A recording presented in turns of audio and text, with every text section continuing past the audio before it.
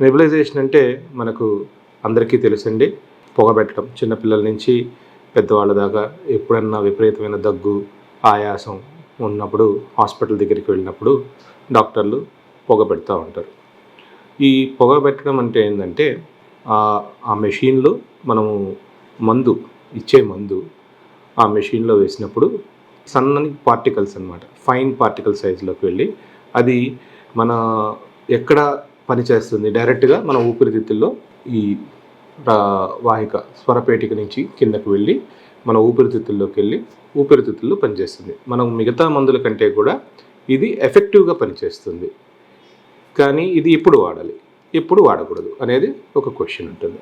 జనరల్‌గా మనకు ఊపిరి తీసుకొని బిగబట్టుకోగలిగే శక్తి ఉన్నట్టయితే మేము ఇన్హేలర్స్ గానీ, లేకపోతే మాత్రల రూపంలో గానీ ఇవ్వచ్చు. అంత శక్తి లేకుండా ఉండేటప్పుడు అంటే విపరీతమైన దగ్గు వచ్చి ఊపిరి బిగబట్టలేకుండా పోయే వాళ్ళకి మాత్రమే ఈ నెబులైజేషన్ రూపంలో ఇస్తాం. జనరల్‌గా ఇది బ్రాంకోడైలేటర్స్ మాత్రమే కాకుండా ఇప్పుడు కొత్తగా ఒక కొన్నేళ్లుగా యాంటీబయాటిక్స్ కొన్ని యాంటీబయాటిక్స్ డైరెక్ట్‌గా వోకల్ కార్డ్స్ పైన పనిచేసేదానికి కానీ, లేకపోతే లోపల ఊపిరితిత్తుల్లో ఉండే న్యూమోనియా అట్లాంటి వాటికి తగ్గేదానికి కూడా మనం ఇస్తూ ఉంటాం.